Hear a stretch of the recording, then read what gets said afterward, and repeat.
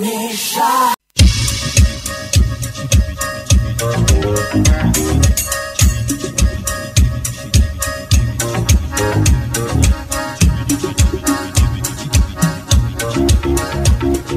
Tribune Bonécha pour toutes vos opinions politiques, économiques, sociales et culturelles.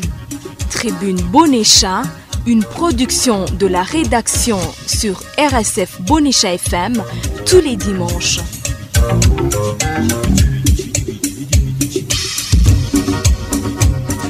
Bonjour et bienvenue dans l'émission Tribune Bonécha. Aujourd'hui, Tribune Bonécha propose un cadre d'échange sur les résultats des récentes élections législatives et communales au Burundi. C'était le 5 juin 2025. Le parti de l'Aigle, CNDD-FDD, au pouvoir depuis 2005, après plus de 10 ans de lutte armée, les a remportés haut la main. Plus de 96% aux législatives. Une victoire confirmée par la CENI et puis par la Cour constitutionnelle. La prochaine Assemblée nationale sera monocolore. CNDD-FDD avec seulement 3 députés batois cooptés. Qu'en pensez-vous? Qu'en dire? Comment garantir une gestion inclusive avec une Assemblée nationale monocolore? C'est dans cette émission Tribune Bonécha. Nous avons 4 invités autour de la table. Monsieur Gabriel Banzawitonde, président du parti APDR. Monsieur Tchengetos, bonjour. Merci d'avoir accepté notre invitation. Merci beaucoup, bonjour. Je salue mes amis ici au plateau et je salue les auditeurs de la radio Bonécha FM.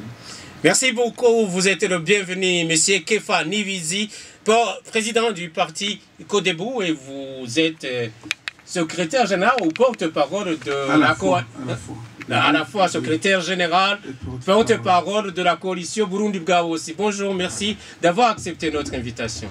Merci beaucoup pour nous avoir invités. Je saisis cette occasion pour saluer mes collègues avec qui nous partageons le plateau et tous les auditeurs de la radio. Vous êtes le bienvenu, monsieur Jean-Bosco Ndeleimana. Vous êtes représentant légal de l'association ABBA, de la société civile. Bonjour, merci d'avoir accepté notre invitation. Merci de m'avoir invité. Je salue les amis que nous sommes ensemble, mais aussi les auditeurs qui nous écoutent. Soyez le bienvenu, messieurs. Faustin Ndikoumana, directeur national de Parsem. Bonjour, merci d'avoir accepté notre invitation. Bonjour, merci de l'invitation. Merci de nous écouter. Léon Massengo, je suis ravi d'être avec vous. Réalisation Alenio Muchamanza, à la mise en onde de Jean-Baptiste Atungimana. Merci de nous écouter. Bienvenue. Le respect de l'idée de l'autre est recommandé. L'émission c'est Tribune Bonécha, la gouvernance démocratique, et c'est la manière dont les institutions publiques, les responsables publics, la société civile et les citoyens interagissent pour l'élaborer, mettre en œuvre, surveiller les politiques publiques dans un esprit de démocratie, de respect des droits humains et de justice sociale. Brièvement, pour commencer, quels sont vos commentaires sur le déroulement des élections? Je voudrais commencer par qui? Par M. Gabriel Banzawitonde et M. Tchengetos. La stratégie Tchengetos n'a pas marché comme vous l'aviez souhaité, non? Oui, ça marchait. Ça marchait puisque le parti avait fait ce qu'il devrait faire. Mais les élections sont passées comme vous le savez. On n'a pas beaucoup de commentaires puisque celui qui a participé dans les élections a vu ce qui s'est passé. Donc, nous disons que notre système a bien capté par la population. Dans l'ensemble, l'observation sur les élections du 5 juin 2025, d'abord... Ça n'a pas marché. D'abord, ce sont comme vous l'aviez souhaité, non? Ce sont des élections que la population avait peur. Même pendant les campagnes, la population avait peur et avait des habitudes que les élections allaient être volées. Donc la population avait l'ambition que malgré nos campagnes, que les élections devraient peut-être orienter d'une autre manière. Alors, on les a tranquillisés, et on a essayé de mener nos campagnes. Et, par exemple, à nous, avec le système Kingetos, on a pu atteindre plusieurs personnes possibles. Et beaucoup ont accepté même de voter notre parti. Mais arrivé au mois de scrutin, il y avait peut-être quelques lacunes qu'on a observées, ce qui a poussé peut-être qu'on a eu des voix que nous avons eues. Mais dans l'ensemble, Monsieur va revenir vers vous. Oui, l'important c'est que d'abord que les élections sont déroulées en toute tranquillité, il y avait la paix, il y avait la sécurité. Les enjeux qu'on a observés se trouvaient dans les bureaux de vote, mais dans l'ensemble, dans l'habillage, les élections se sont bien déroulées. L'essentiel, c'est de participer. Ce n'est pas la fin du monde, je l'ai dit. Nous allons donner la parole à M. Kefani Wizi, secrétaire général, porte-parole de la coalition Burundi, Gabose. Ça a marché comme vous l'aviez souhaité? Bon, au niveau de la coalition Burundi Gabose, nous avons suivi le processus dès le début et nous avons décrié pas mal d'irrégularités qui ont entaché ce processus. En passant, je voudrais vous rappeler que même le code électoral en soi était exclusif parce qu'il a empêché les journalistes de publier les résultats des urnes dans la fraîcheur. Et le code électoral a empêché effectivement les CEPI et les CECI de proclamer les résultats des urnes. Là, il y avait déjà un hic. Nous avons décrié que les organes de l'organisation des élections, depuis la CENI jusqu'au niveau des bureaux de vote, c'était un seul parti politique, donc c'était déjà penchant. Nous avons aussi regretté qu'au niveau de la coalition, on a omis tous nos candidats conseillers communaux, ainsi qu'une partie de nos candidats députés, ce qui était un choc de manque de transparence. Et le jour des scrutins, ce que nous avons observé, c'est hors du commun.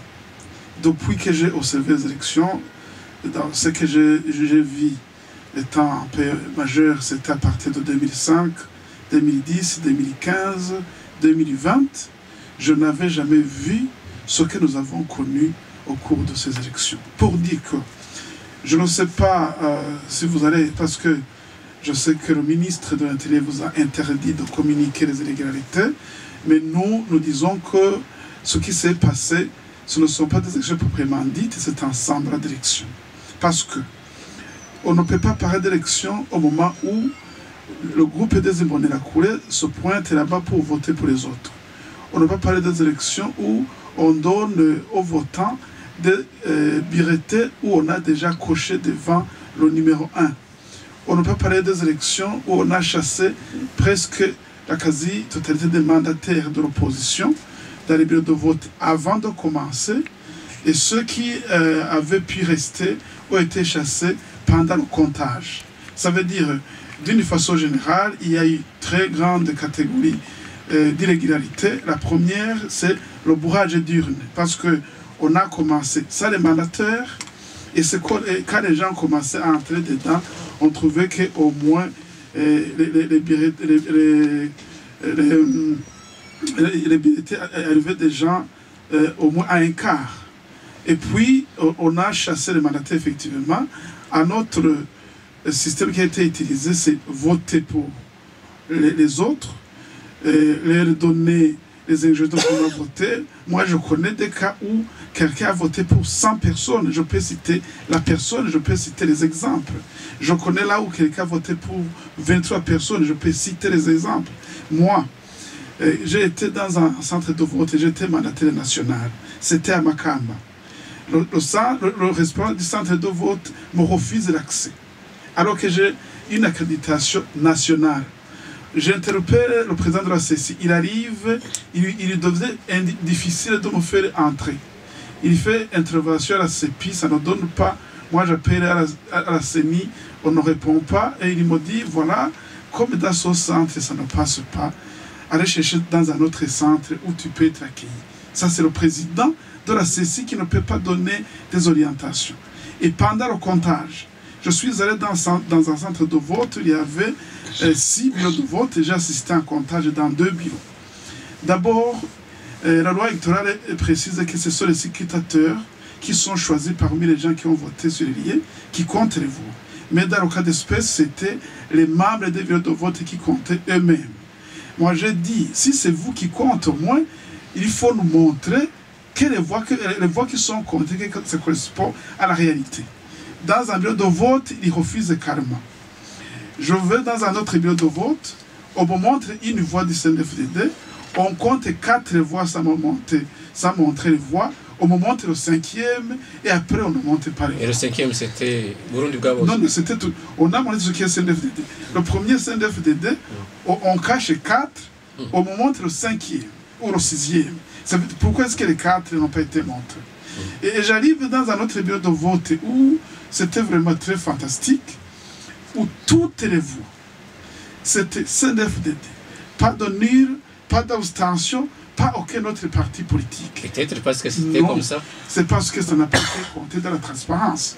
Alors, si vous commencez à chasser les mandataires, donc ça veut dire que vous avez fait des bourrages d'urnes. Si vous forcez les gens à voter comme vous voulez, dans certains cas, il n'y avait pas d'isoloir. On votait là en plein air. Et si vous comptez dans l'obscurantisme, est-ce que ce sont des élections? Moi, je me dis, hier, je l'ai dit devant le président de la République, que j'ai vu des foudres, que finalement, si les institutions qui en sont seraient légales, en tout cas, ils souffrent de crise de légitimité. Voilà. Alors, je voudrais retourner chez M. Gabriel de Banzawiton, le président du parti APDR. Vous l'avez dit, les élections ont été paisibles et vous avez raison parce que nos reporters ont pu le constater aussi. Les élections ont été paisibles, pas d'élections violentes, mais je voudrais vous demander de faire un commentaire sur les irrégularités que vous auriez pu observer, et comme vient de le faire M. Kefanivitz. Oui, les irrégularités étaient là, mais on disait que ce n'est pas si grave. À propos, puisque les élections sont déjà terminées, et je vous dis que nous étions là à Gitega avec son excellence le président de la République, avec toutes les parties prenantes, et on a pu essayer de vider cette question, puisqu'on nous a dit qu'il faut regarder devant là où nous allons. Ma question, monsieur le président. Inutile de faire le débat, inutile à ce sujet, puisque ce qui nous intéresse, d'abord ce qui nous intéresse tout simplement, c'est un message, oui, c'est regarder le débat, et c'est un message là, que son excellence le président de la République a dit, bien que malgré tout ce qui s'est passé, on doit voir comment corriger, en fait que toutes les personnes nécessaires, surtout les participants aux élections, puissent être contribués dans la construction de notre pays. Voilà ce qui est important aujourd'hui, ce qui est important pour les prochaines élections. Puisque je vous dis que moi je suis encore dans les élections. Bientôt le 30, je commence à battre la campagne pour les sénatoriales. Vous entendrez bel et bien que je suis encore dans la course. Donc ce qui s'est passé nous intéresse beaucoup. Ce qui nous intéresse, c'est ce qui est devant. Mais dans l'ensemble, je dis qu'il y avait des irrégularités qui ont été observées. On a dit encore. Alors avec la réunion qui nous a rencontré avec son excellence le président de la République, avec toutes les parties prenantes, on a bel et bien adopté d'abandonner ce sujet, en fait de dégager. Même il a proposé que dans les prochains jours, il faut que nous proposons un règlement, je dirais sous forme de feuille de route, qui peut guider la suite, en fait que demain ou bien après-demain, ce qui s'est passé ne se produira jamais. Alors, M. Tchengetos, vous aviez espéré avoir au moins 2 millions de voix, vous avez eu combien? Dans l'ensemble, je vous ai dit, on a ce qu'on a. Donc, il n'a pas dit le deuxième, il n'a pas dit le troisième. Il a dit que ce que je ne réalise pas sont des vaincus. Alors, je suis parmi les vaincus. Donc, ce que j'ai eu n'a pas de sens. L'important, c'est que le parti APD a participé aux élections. Et aussi, nous sommes dans la course vers le sénatorial. Et je vous garantis bel et bien que même en 2027, nous allons combattre à ce que nous aurons un candidat président. et nous espérons gagner même probablement même en 2030. Ces élections 2025 nous a donné l'expérience comment on va protéger les élections prochaines. Oui, bien sûr. Aussi l'échec, c'est aussi en fait un clin d'œil, c'est une leçon. C'est bon, monsieur Tchengetos, l'essentiel, c'est de participer. Nous allons donner la parole à monsieur Jean Bosco Ndereimana. Il est président, je l'ai dit, représentant légal de l'association de la société civile ABA. Et il a participé dans le travail d'observation, n'est-ce pas? Oui. Oui.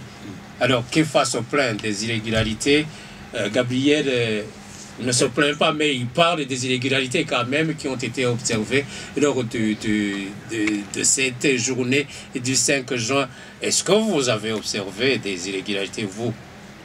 D'abord, je voudrais demander à Banzavito de décrire sa position. Mais, parce que quand il dit ça c'est passé, on dirait qu'il cache quelque chose derrière. Alors, attendez. Alors, d'abord, la CENI, avant que se passent les élections, la CENI avait introduit un climat de dialogue entre les parties prenantes. Tout avait été parlé. C'est-à-dire que ce soit la coalition, les partis politiques, et nous les acteurs de la société civile, les indépendants, la CENI, essayaient de communiquer avant même les élections. Et même le jour du vote, la CENI communiquait. Et si quelqu'un appelait la CENI, la CENI répondait. Je ne pense pas que les membres de la CENI n'ont pas pu répondre ou bien accueillir nos frères des partis politiques quand ils voyaient des irrégularités. Alors, nous avons travaillé étant une vingtaine d'organisations de la société civile pendant l'observation. Notre organisation était surtout dans la nouvelle province de Bujumbura. Nous avons fait le tour de la province. Mais dire que nous avons vu le barrage d'Irne, dire qu'il y avait bousculade au niveau des bureaux de vote, nous n'avons pas vu ça.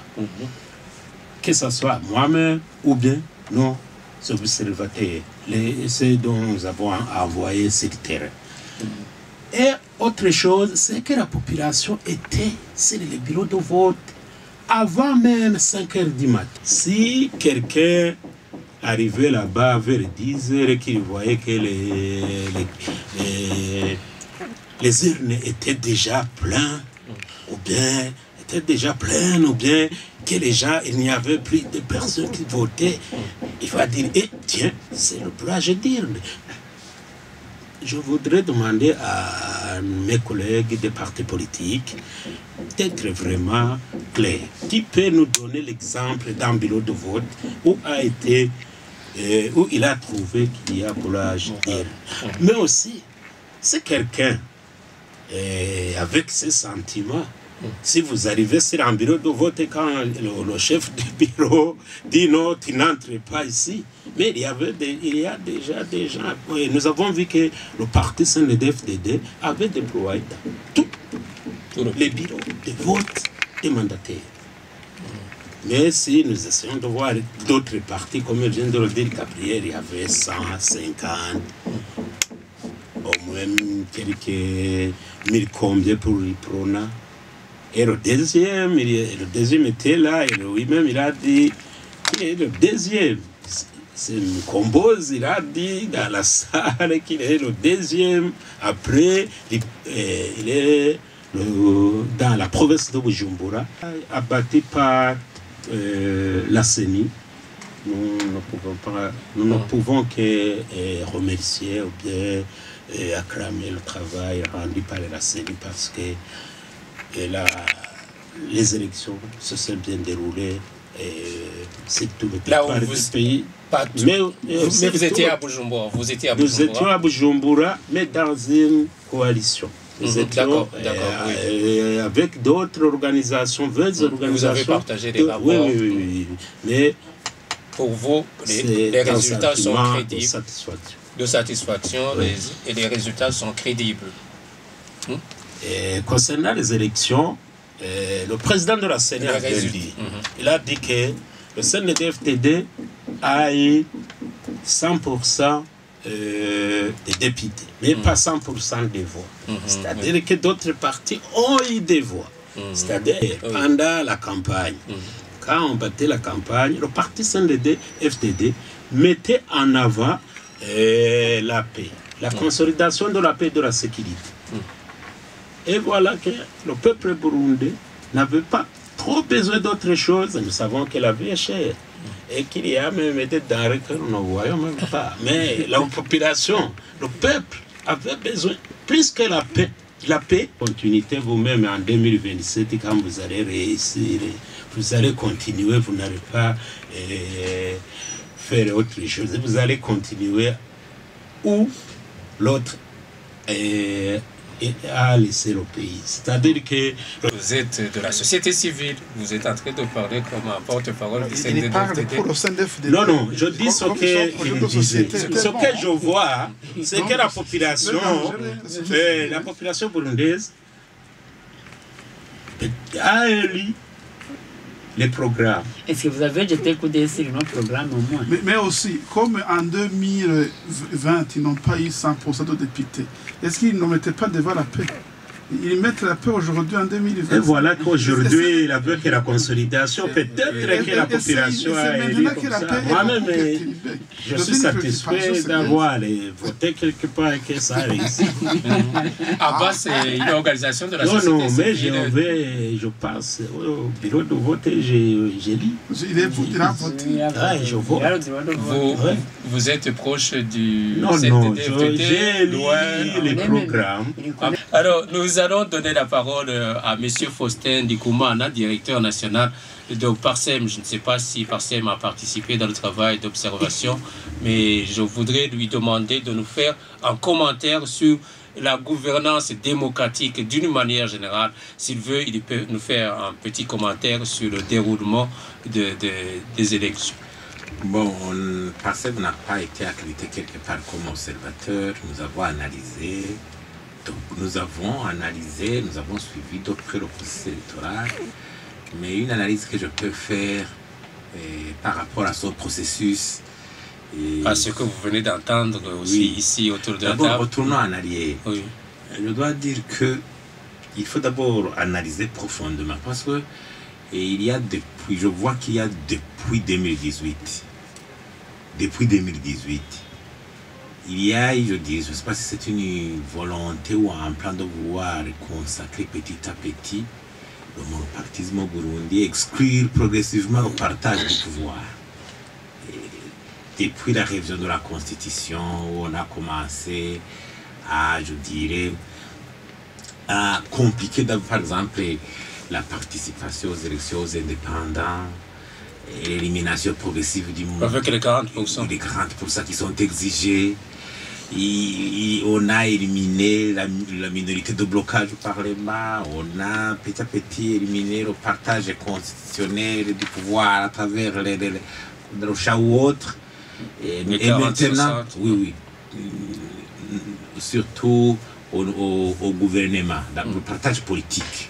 Et donc, le fait d'avoir droit à la participation au gouvernement suite aux résultats obtenus aux élections législatives. Maintenant, le processus électoral de 2020 soit analyse aussi, et depuis son commencement, on a vu mise en place de la CENI, le parti au pouvoir assemblée fait le campagne seul, le vote de la loi électorale seul. On a pu me constater la disqualification de certains candidats et qui de par le récent scrutin de 2020, donc il semblait y avoir qu'il y a peut-être, je dirais, une sorte d'agenda car une sorte vraiment d'emploi qui avait été ordonné depuis le début des élections. Parce que c'est anormal que des cas similaires se produisent en même temps à travers tout le pays, même si on prend un simple échantillon. Donc, je crois que ça pourra faire objet de discussions prochaines de la part de la classe politique pour parvenir à organiser des élections plus crédibles, dénuées de toute irrégularité. Parce que quand vous gagnez les élections avec une élection bancale, biaisée, avec beaucoup d'irrégularité, ça crée un certain déficit de légitimité par rapport à ce que vous devrez être comme représentant de la majorité ou représentant garant de la légitimité populaire au niveau national. Donc je crois que quelque part, et la classe politique elle est ici présente. Il faut vraiment que ce soit une discussion, que ça fait objet de discussion. La transparence électorale. Vous avez entendu ce que le communiqué de l'Église catholique. L'Église catholique, si on analyse, l'Église catholique a été parmi les institutions qui ont pu envoyer un maximum d'observateurs à travers le territoire national. Je crois 2000 bureaux de vote ou quoi, ou 3000 même. Et même plus. Autour de ça, à travers tout le pays. C'est un genre suffisamment représentatif pour que les conclusions ici, de cette observation, vraiment, soient vraiment et une crédibilité évidente. Je crois que quelque part, il faut travailler sur ça. Nous sommes déjà un fait qui est là.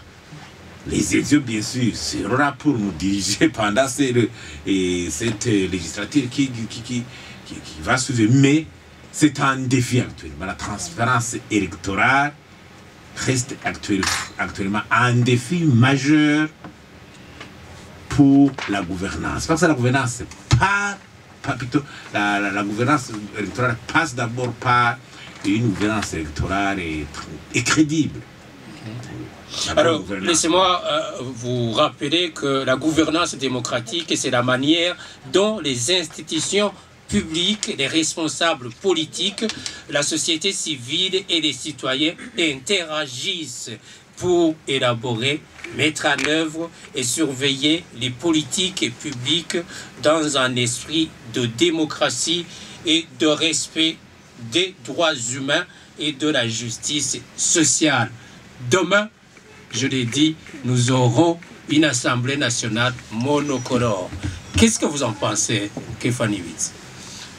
Tout d'abord, avant de répondre à votre question, je voudrais faire un petit commentaire. Souvent, on rétorque qu'il aurait fallu soulever ces inégalités au moment des faits, ce qui n'était pas possible. D'une part, nos mandataires avaient été chassés. Et ce qui est vrai, d'autre part. Oui, laisse-moi terminer. Nos mandataires avaient été chassés. Et là où ils étaient, ils étaient interdits de porter le téléphone. Les téléphones étaient éteints du début jusqu'à la fin du scrutin. Alors, un mandataire qui a constaté une irrégularité, qui n'a pas de téléphone, comment faut-il communiquer pour que nous autres, nous puissions relayer cette irrégularité à la CENI? C'était impossible. Donc, c'est pour cette raison que nous avons donné les résultats après, lorsque les mandataires aient terminé et aient pouvoir communiquer et tout ce qu'ils ont constaté. Parce que c'est une anomalie aussi qu'on interdise à un mandataire d'avoir son téléphone portable. Alors, vous posez la question d'un parlement monopartite. Là, je veux vous rappeler en fait. Le secrétaire général du parti CNDD-FDD, à meeting à Chibitoki, il a exprimé un souhait qu'il veut un parti politique unique, que c'est ça qui va développer le pays. Cela a été relayé aussi par le chef de l'État qui était en campagne, je pense, ici à Bujumbura. À l'image de la Chine. Retenez donc que ce parlement monopartite n'est pas le souhait de la population, mais c'est le souhait du parti CNDD-FDD. C'est lui qui a souhaité ça, la population n'a pas souhaité ça. Alors, avoir ce parlement monopartite. D'abord, je glisse un peu. Ils disent, voilà, c'est avec un parti unique qu'on va développer le pays. Moi, je me dis, avec quel parti? Demain, hier, quand on était à Gitega, le président de la République déplorait que le pouvoir exécutif ne veut pas tout s'occuper de développer le pays. Et les membres de ce pouvoir proviennent du parti CNFDD. Et c'est ce parti unique qui va développer le pays.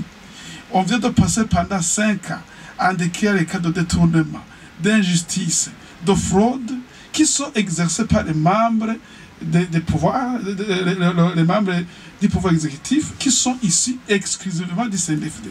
Et on nous dit aujourd'hui, on veut que ce soit ce parti qui va développer le pays. Pour moi, c'est une contradiction. Est-ce que tout ce qu'on n'a pas fait pendant les 5 ans, c'est parce qu'il y avait les députés de l'IPRONA et du CNR au niveau du Parlement? Non. Donc, mais je pense que c'est un sentiment de mégalomanie qui a pour ça ce que les gens se sentent qu'ils veulent tout prendre. Mais pour faire quoi? Donc là, je me dis, si nous venons de passer pendant 5 ans en décriant les cas d'injustice, de détournement, de corruption, et que maintenant, avec ce parti, il faut donc dire maintenant, nous n'avons rien à craindre, nous pouvons faire tout ce que nous voulons. On aurait dû travailler pour le peuple, pour qu'ils nous élisent aux élections prochaines, on n'en a plus besoin. Donc pour nous, il faut s'attendre au pire. Voilà. Jean-Bosco, quel est votre commentaire par rapport D'abord... à l'Assemblée nationale monocolore? Non, attendez un peu. D'accord, vous avez... D'abord, pendant ces élections, il y avait un manque d'acteurs clés. C'est fort. Oui, c'est...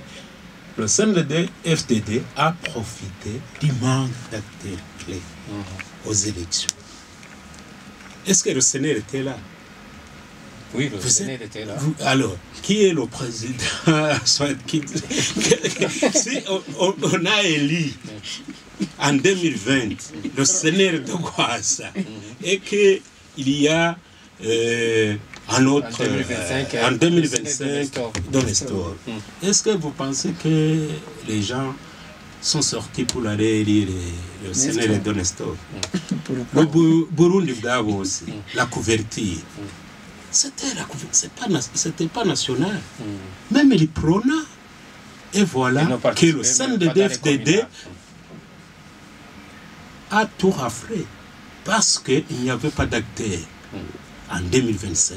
Tchengetos nous disait qu'il a 2 millions. Il allait avoir 2 millions. Et il est remercié. Aujourd'hui, il dit que... Ils ne sont pas beaucoup. Non, je suis ici, je vous ai dit que avec ces 2 millions, c'est lui qui a participé aux élections, il a vu ce qui s'est passé. Et c'est tout. Voilà, il est retourné. C'est en province de Bohumuzakwe. C'était le CNDD-FDD. Même s'il allait être élu par 10 000 personnes ou bien 1000 personnes, c'était 100%. Vous entendez, c'était seulement le CNDD-FDD qui était là. Et même les Prona qui avaient fait des listes dans environ 38 communes, ils n'étaient pas dans tout le territoire du pays. Je pense que est-ce que les élections ont été inclusives? Oui, très inclusives. Ce qu'il faut recommander bien voir dans l'avenir, si un parti politique se positionne dans une province, par exemple le Burunga, et qu'un parti politique dit nous allons nous faire élire dans la province de Burunga. Il faut qu'on change un peu le code électoral pour que s'il a eu 2% dans la province, qu'il ait un député dans cette province. Mais si on va faire 2% sur tout le territoire du Burundi, ça continuera comme ça. Jean Bosco, le KEFA de la coalition Burundi-Gabo aussi se plaint. La coalition a été exclue des communales. Oui, c'est les listes. C'est les listes, c'est la loi. Est-ce que la CENI va... Non. Est-ce que la CENI va passer outre que la loi? Le code électoral est là. Nous avons des listes qui avaient été acceptées par les CEPI. Quand personne n'a fait recours, ni nous, ni les CEPI parce que les CEPI les avaient acceptés. Et pour les risques non acceptés, nous avons fait recours à la CENI. Au lieu que la CENI nous réponde pour les recours que nous avons faits, elle a annulé même les risques qui avaient été déjà acceptés par les CEPI. Ça, c'est une irrégularité. Parce que la CENI n'avait pas cette compétence de retourner sur les décisions qui ont été prises par les CEPI, alors que personne n'a saisi la CENI. Les communaux, ce sont les CEPI. Celui qui est lésé, il fait recours à la CENI. Et la CENI ne peut pas trancher pour un cas qui n'aura pas été transmis. Donc voilà le degré d'exclusion. Mais aussi, nous avons été, si les autres l'ont dit, il dit qu'il n'y avait pas d'acteurs écrits ou forts. Pourquoi est-ce qu'on a chassé de nos listes tous les membres qui fuient, je dis bien, du CNL, alors qu'ils avaient adhéré dans les partis politiques de la coalition. Est-ce que maintenant, un membre, même du CNFDD n'a pas le droit d'adhérer au CODEBU, à la PDR pour se faire hérir? Mais on les a chassés. Il y a le délai. Non, quel délai? Oui, avant de... Tu peux me donner un analytique? Il fallait que les députés qui étaient discernés démissionnent d'abord. Quelle analytique? Oui, c'est ça la loi. La loi, quelle est la loi? Il faut lire la loi. Quelle est la loi et quelle analytique? On ne va pas beaucoup insister sur ça parce que ça ne va pas avancer. Alors, je voudrais demander à M. Faustin de nous faire un commentaire sur la gouvernance démocratique, sur la garantie d'une gestion inclusive avec une Assemblée nationale monocolore. Qu'est-ce que vous en pensez, Faustin? Nous avons une Assemblée nationale qui sera monocolore. L'Assemblée nationale est monocolore. Quel est le danger, quelle est la chance, mais pour moi, les avantages et les atouts? D'abord, au niveau du vote des lois, je ne crois pas qu'il y aura un grand changement. Parce que depuis 2020, il n'y a pas de minorité de blocage au Parlement. Les lois sont votées comme un boulevard. Donc il n'y a pas vraiment grand-chose, il n'y a pas de changement. C'est ce que je dis, c'est un processus d'exclusion de l'opposition qu'on coûtait depuis longtemps. Donc, depuis 2020, les lois sont votées telles qu'elles sont présentées au Parlement. Peut-être on pouvait entendre une voix discordante. Tu vas faire encore l'un ou l'autre commentaire sur une loi ou sur un principe de gestion, une politique, une stratégie nationale, comme tout le monde peut le faire. Mais quand il s'agissait de voter la loi, vraiment, les lois du CNDD-FDD passaient comme véhicule à boulevard. Là, vraiment, c'est une réalité. Aujourd'hui, c'est la même chose qui va se produire. Mais moi, ce que je dis, cette situation de consacrer donc au parti unique, ça fait être, c'est pire ou face. Si le parti au pouvoir veut par exemple rectifier le tir, créer une dynamique de leadership nouvelle pour vraiment asseoir les bases de gouvernance, de la croissance économique, de la lutte contre la pauvreté, si ce leadership, et bien là, si cette volonté est là, normalement, quand vous avez le gouvernement et le Parlement qui a votre cause, si vous voulez réformer ou faire quoi, avec une bonne volonté, je dis, les choses vous sont faciles. Vous savez même que dans les démocraties avancées, quand un président de la République est élu, il réclame, donnez-moi un Parlement qui va m'aider de réformer la situation. Mais de l'autre côté, si on continue comme on est aujourd'hui, vraiment, ça sera la catastrophe.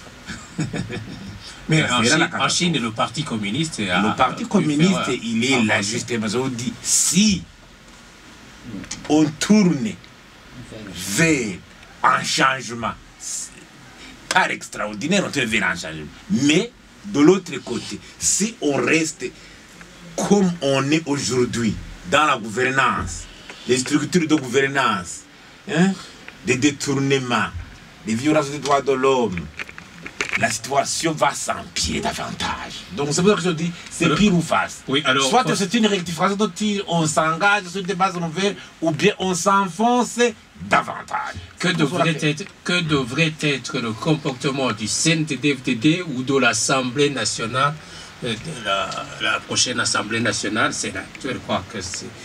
Que devrait être le comportement des autorités pour garantir... On les invite de faire preuve de responsabilité. Assumer d'abord la situation telle qu'elle est aujourd'hui. Nous sommes dans une situation indescriptible au niveau économique, au niveau gouvernance. La pauvreté est là. Cette politique de l'Autriche, d'occulter la réalité dans un discours politique mielleux qui ne veut pas prouver une volonté d'affronter le défi pour le relever, il faut que ça change. Il est grand temps que cela change. Parce qu'ils sont là. Mais s'ils continuent sur la voie actuelle, vraiment, c'est un avertissement. Espérons que les nouveaux... Non, c'est un avertissement. C'est le gouffre qui nous attend. Un message que vous lancez. C'est un message fort que je lance. Nous pouvons même reculer plus de 100 ans. Si vraiment on continue sur la lancée actuelle au niveau gouvernance, au niveau occulter la réalité, on n'est pas ici pour revenir sur la vie quotidienne des citoyens burundais. Les défis qui sont là. Les défis qui sont là. Oui, ce n'est pas le débat d'aujourd'hui. Non. Mais c'est une situation vraiment indescriptible. Est-ce qu'il y a la conscience d'abord de cette situation? Ou bien, on va dire, nous verrons de gagner les élections, il n'y a plus de problème, nous n'avons plus de concurrents, il n'est plus, et on ne va plus perdre du temps, parce qu'il y a des risques dans cette situation. Il y a le premier risque, c'est de ne plus avoir la volonté d'affronter les défis soi-disant pour nous. Les élections, ce n'est plus une menace pour nous, il n'y a pas de débat. Donc, faisons la gouvernance telle que nous l'entendons, parce que nous n'avons aucune menace. Ça, c'est le premier risque. Deuxième risque, il y aura tendance à verrouiller tout l'espace de l'espace politique. Interdire complètement les autres partenaires, les autres acteurs politiques à faire de la politique. Toute voix dissonante. Donc il appartient au système actuel de faire preuve de responsabilité pour tourner la page et s'orienter autrement. Sinon, vraiment, tous les ingrédients sont réunis pour que la situation s'aggrave dangereusement. Nous sommes des risques qui sont là. Merci. Jean Bosco de là-bas demande la parole, oui. J'aimerais abonder dans le même sens que Faustin. Quand il dit des paroles vraiment très fortes. Mais nous espérons que les nouveaux élus vont travailler pour le peuple, pour la population. Sinon, ce qu'il vient de dire, c'est vraiment dangereux si ils vont dire que nous sommes des partis, nous sommes monocolores et nous allons travailler pour nos partis. Heureusement que son Excellence, le président de la République, a dit qu'il ne va pas choisir des gens parce qu'ils sont des partis, mais par reconnaissance. Nous savons qu'ici, il y a des gens intelligents aussi, même qui FAP contribuer au développement du pays. Même Tchengetos. Même Tchengetos. Non, je ne dis pas qu'il va vous choisir. Mais ce que Faustin vient de dire, c'est vraiment très constant, parce que si les nouveaux élus travaillent pour le parti, pas pour le peuple, nous allons reculer. D'accord. Merci beaucoup, Jean Bosco Kefa. Vous rentrez de Gitega, vous avez fait l'évaluation du déroulement des élections, vous avez fait des promesses au président. Qu'est-ce que vous avez promis au président? Bon, nous avons demandé au président 3 choses principales. La première, nous avons demandé qu'il y ait une enquête indépendante pour pouvoir déceler toutes les irrégularités qui ont entaché ce processus électoral. Deuxièmement, nous avons demandé qu'il y ait un dialogue sincère et inclusif pour trouver des mécanismes de garantie du processus électoral inclusif et transparent pour les échéances prochaines. Et enfin, je veux demander qu'il faut libérer, nous avons beaucoup de prisonniers qui ont été emprisonnés le jour du scrutin, parce qu'ils sont en train de décrier ces irrégularités. Au lieu d'emprisonner les membres des bureaux de vote, les Zimbonirakouré qui commettaient des forfaits, on a emprisonné nos gens qui réclamaient la justice, la loi. Nous avons demandé qu'il faut quand même que ces gens-là soient libérés. Voilà donc pour nous ce que nous avons demandé au président de la République. Kefa, pour participer dans la gestion des affaires publiques aujourd'hui, il faudra bénéficier de la générosité du parti CNDD-FDD. Qu'est-ce que vous demandez au parti CNDD-FDD? Non, nous n'avons pas besoin de la générosité. C'est question de... Puisque vous n'avez pas eu de voix suffisante. C'est question de responsabilité. Le parti au pouvoir pour qui on a proclamé qu'il a gagné a des responsabilités pour gérer le pays. Moi, je n'ai pas besoin d'être ministre d'Aide pour contribuer. En tant que citoyen, je contribue au développement de mon pays. Quand je travaille, je donne les impôts. Quand j'achète même un stylo, oui, je sais. Je paie déjà les impôts. Mais être au gouvernement, c'est assez une bonne chose, non? Les 12 millions ou 13 millions ne peuvent pas être au gouvernement. Mais tout ce que nous demandons, c'est que ceux qui seront au gouvernement puissent bien gérer les impôts que nous aurions payés. C'est ça que nous voulons. Si demain on vous nommait directeur général de l'INSS, je ne sais pas, on a ce ne serait pas très intéressant? Je ne suis pas vraiment dans le cœur de Dieu pour savoir sur quels critères se fonderont pour faire ça. D'accord.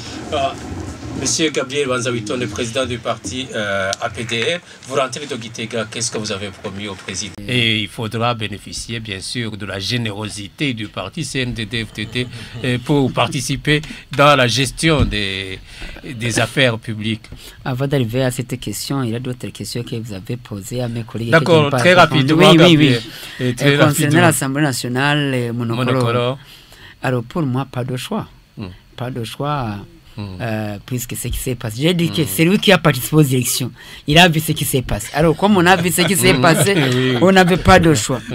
Mais je dis chaque fois je dis Gabriel, vous avez raison, quand le vin est tiré, il faut le boire. Et moi je dis quelque chose, tu peux tromper le monde, tu peux tromper tout le monde, mais on ne trompe pas la conscience. On ne trompe pas la conscience. C'est pourquoi on dit que gagner c'est une chose, mais la gestion du pays c'est une autre chose. Alors, la manière dont l'Assemblée nationale aujourd'hui se comportera, ça va déterminer le ressort du pays et le ressort du parti au pouvoir. Si l'Assemblée nationale aujourd'hui se comporte comme l'Assemblée nationale qui va sortir, il y a des gens, il y a des députés qui vont terminer le mandat sans toutefois demander une question bien intervenir, tout simplement mission est de lever les doigts.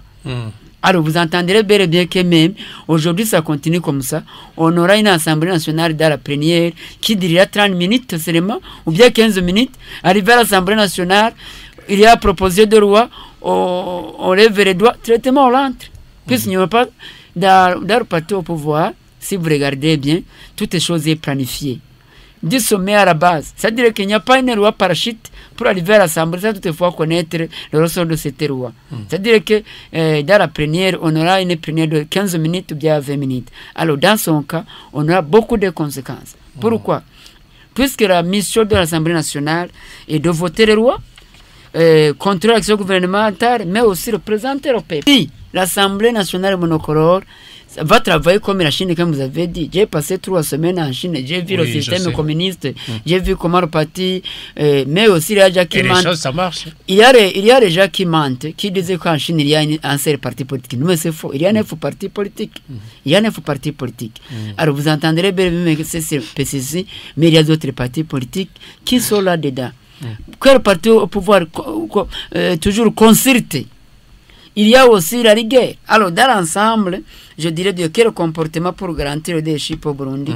Le comportement, c'est que, même on a demandé, on a dit, quand nous étions ensemble avec le président de la République, il faut garantir le leadership qui est très fort.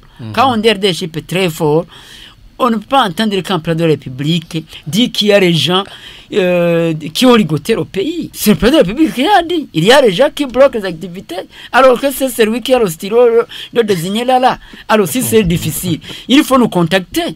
Il faut nous contacter pour lui donner les gens capables. D'accord. Oui, même il faut nous désigner. Il faudra mériter la générosité du Il faut nous désigner pour aider. Il faut faire de beaux yeux. Mais c'est très miraculeux que là où j'étais, j'ai présenté un document montrant comment dans l'entreprise, on a volé plus de 250 millions. Le remerciement, qu'est-ce qui s'est passé? On m'a chassé, on m'a remplacé. On s'est demandé quel gouvernement nous sommes. Si on montre les choses qui ne vont pas, on directement on te remplace. C'est un avertissement. On dirait que demain bien après demain quand on vous nomme, il faut travailler comme les autres. Voilà, on m'a averti. On m'a averti. Oui, on m'a averti. Mais en tant que ma conscience, il vaut mieux me remplacer que d'être comme les autres, puisque moi je ne peux pas le faire. Alors, deuxième chose qu'on a besoin de la bonne gouvernance. La bonne gouvernance, la gestion transparente. Quand on parle de bonne gouvernance, il y a aussi la consultation des autres. Car le président de la République nous consulte, on lui a dit, voilà, la participation des autres. C'est la bonne gouvernance.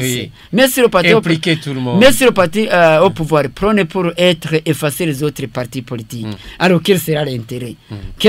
Aujourd'hui, ce qu'on demande, parmi les défis, les contraintes du pays, quelle est la contribution de ces partis pour arriver à ce stade-là où nous sommes? Il n'y a pas de notre part. Merci Tchengetos. Moi, je voudrais clôturer cette émission par les principes clés de la gouvernance démocratique. Un, c'est la participation. Et quand je parle de la participation, ce sont les citoyens qui ont le droit de s'exprimer, de voter, de proposer et de participer à la prise de décision. Deux, c'est la transparence. Quand je parle de la transparence, ce sont les actions des dirigeants qui doivent être clairs et ouvertes au public. La redevabilité, qu'on appelle aussi la responsabilité. Les autorités doivent rendre compte de leurs actes devant le peuple. 4, c'est l'état de droit. Les lois qui s'appliquent à tous de manière équitable. 5, c'est l'égalité. Tous les citoyens ont les mêmes droits et devoirs. Est-ce dans le contexte actuel? Est-ce que dans le contexte actuel, ces principes sont faciles à respecter? De toutes les façons, ce sont des principes clés de la gouvernance démocratique. Voilà, Gabriel Banzawitonde, président du parti APDR. Tchengetos, monsieur Tchengetos, merci d'avoir accepté notre invitation. Merci beaucoup, mais je donne un clin d'œil au parti au pouvoir de connaître qu'au Burundi, on a eu la démocratie très difficilement et on n'avait pas accepté que nous retournons encore au monopartisme. Coûte que coûte, les partis existeront, mais aussi nous existerons pour toujours lutter que la démocratie soit garantie au Burundi. Monsieur Faustin Ndikoumana, directeur national de Parsem, merci beaucoup d'avoir participé dans l'émission Tribune Monèche. Merci de l'invitation. Le dernier mot d'abord, mes amis ici de la classe politique, je leur fais un clin d'œil. Et la démocratie est une lutte. L'espace politique doit s'arracher. L'espace politique libre doit s'arracher. Il faut faire un effort. C'est un combat. Peut-être il sera difficile de le donner l'espace politique sur un plateau comme ça. Il faut combattre. Il faut du sacrifice. Il faut de l'abnégation. Sinon, il faut travailler, si on entre en politique pour être remercié à partir d'une sollicitation d'occuper telle ou telle autre direction générale, c'est déjà faussé d'avance. C'est déjà faussé d'avance. Vous êtes l'homme politique pour lutter pour des principes et vous battre pour que ces principes soient une réalité dans notre pays.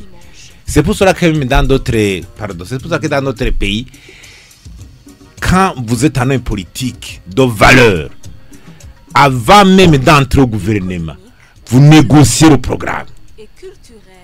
Est-ce que mon programme sera pris en compte pour que je participe au gouvernement. On ne vous invite pas comme ça pour occuper un poste comme ça.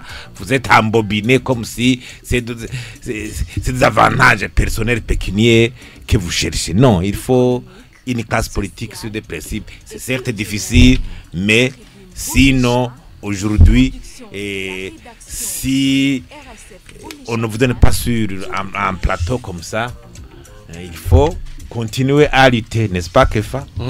Kefa Nibizi, vous êtes président du parti Codebo, vous êtes secrétaire général et porte-parole de la coalition Burundi Bwabo aussi. Merci beaucoup d'avoir participé dans l'émission Tribune Bonesha. Bon, merci beaucoup pour nous avoir invités. Je terminerai en invitant le pouvoir, le système politique en place, de ne pas s'adonner à cette voie glissante et très dangereuse du monopartisme. Et je veux rassurer mon ami Faustin que nous allons nous battre corps et âme pour rester dans la démocratie. Merci beaucoup Jean Bosco Ndereimana. Vous êtes représentant légal de l'association ABBA de la société civile. Merci d'avoir participé dans l'émission Tribune Bonesha. Merci beaucoup de nous avoir invités. Mais nous réitérons au gouvernement burundais, le gouvernement qui va venir, à instaurer vraiment un dialogue entre les parties prenantes pour la bonne gestion de notre pays. Pour une gestion inclusive dans les affaires publiques. Oui. Oui. Oui. Merci beaucoup Jean Bosco. Léon Massengo, c'était un plaisir. Et merci beaucoup pour votre fidélité. Réalisation, Alenio Muchamanza, Jean-Baptiste Atungimana assure la mise en onde. Bon dimanche chez vous, au revoir. Bon dimanche.